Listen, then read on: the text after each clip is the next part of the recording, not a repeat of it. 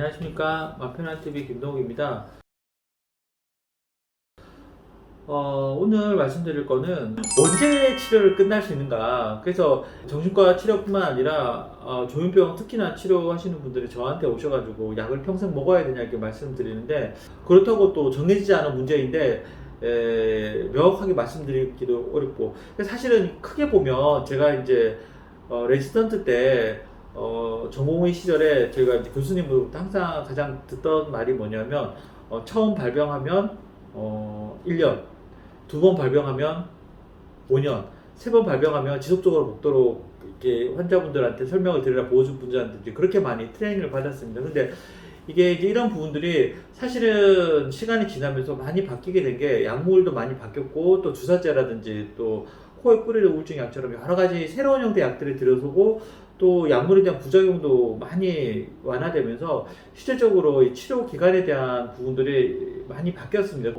치료 기간에 대한 어떤 임상적인 가이드, 또 논문의 데이터들도 단기간 치료 쪽보다는 가급적 환자 관계성 속에서 지속적으로 치료하는 쪽을 선호하는 게 현재 방향이 아닐까 하는 생각을 하게 됩니다. 그래서 그런데 이제 이 부분들은 이론적인 부분들이고, 실질적으로 임상 과정에서 부딪혔을 때 언제 약을 끊어야 되는가 하는 생각을, 질문을 항상 받게 되고, 또 정확한 어떤 기간을 최대한 예측해 드리는 게 임상 의사의 목적이기도 한 것 같습니다. 근데 최근에 이분 같은 경우 이제 처음에 이제 다른 사람이 자기를 감시하고 쫓아다닌다는 증상 때문에 상당히 괴로워하던 분이었습니다. 그런데 이분 같은 경우에 문제가, 본인이 치료를 받아야 된다는 걸 인정을 못 하셨고, 가족들도 상당히 좀 힘들어하는 부분들이었습니다. 그래서 처음에 이제 주사제 치료를 시작했을 때 다른 대학병원에 가서 다른 진단도 받아보시고, 또 약물도 받아보시고, 또 여러 가지 비교를 하시고, 또 그렇게 하기도 하셨는데, 또 다시 오셨습니다. 그래서 이제 저희가 또 이제 주사제 치료를 했는데, 사실 한 1년째 1년 반 정도 치료하는 동안 계속 저한테 이제 말씀하셨던 게, 이게 왜 치료해야 되냐,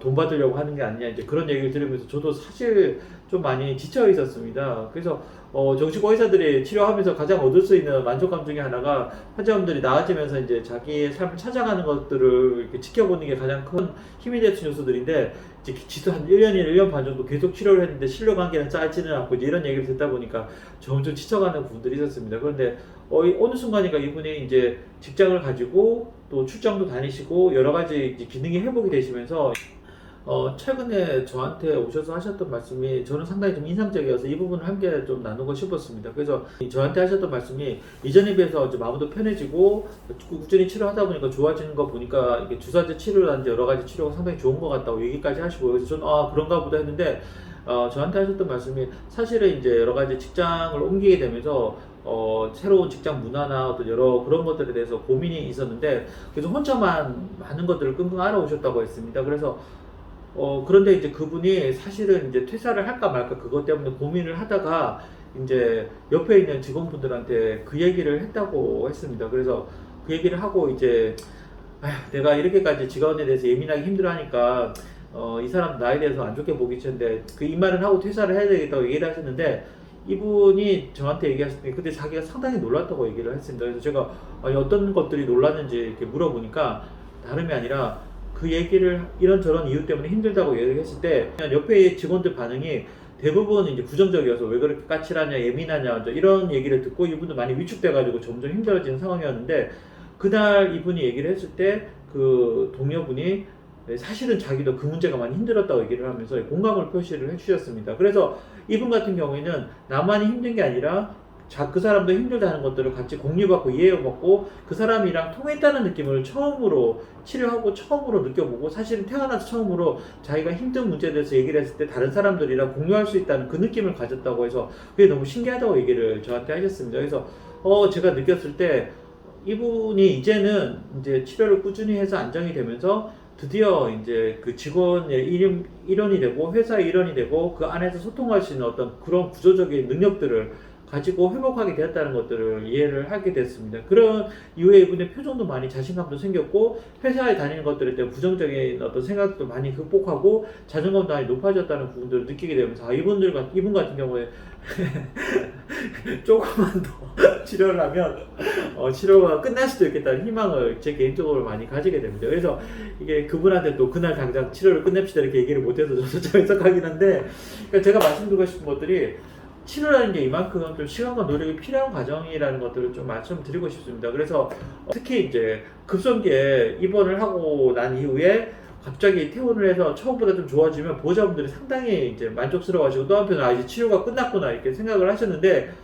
근데 이제 시간이 지나고 나서 이제 한두 달 정도 때 약물 중단하시고 이제 일상으로 복귀를 했다고 느꼈는데, 잠시 후에 다시 증상이 나타나면 이거 왜 이런가 해서 상당히 당황하시면서 또 기존 치료에 대해서 불신하는 분도 있고요. 사건들이 생기는데요. 근데 제가 볼 때는 눈에 띄는 증상이 완화되고 없어지고 안정적으로 없어지는데 최소한 1, 2년 정도는 걸리는 것 같습니다. 그래서 그 이후에 사실은 그래도에도 불구하고 지속적으로 주사전 약이나 치료를 해야 되는 이유가 눈으로 보이는 증상이 아니라 눈으로 보이지 않는 이 시간 안에 문제를 해결하고 집중하고 타인과 소통하고 그 안에서 자기 역할들을 해내는 이런 종합적인 어떤 뇌의 기능들이 회복이 될 때까지 치료가 돼야 되는 부분들이 있습니다. 그래서 이 기간은 정말 사람마다 다르고요. 이거는 정말 그 사람과 소통을 통해서만 얻어질 수 있는 하나의 어떤 은밀한 그 사람만과 치료자와의 관계에서만 주어질 수 있는 어떤 하나의 관계적인 문제도 있는 것 같습니다. 그래서 이런 과정들을 통해서 충분히 안정이 됐을 때 그때 이제 치료의 종료에 대해서 시점에 대해서 이제 얘기를 해볼 수 있을 것 같습니다. 근데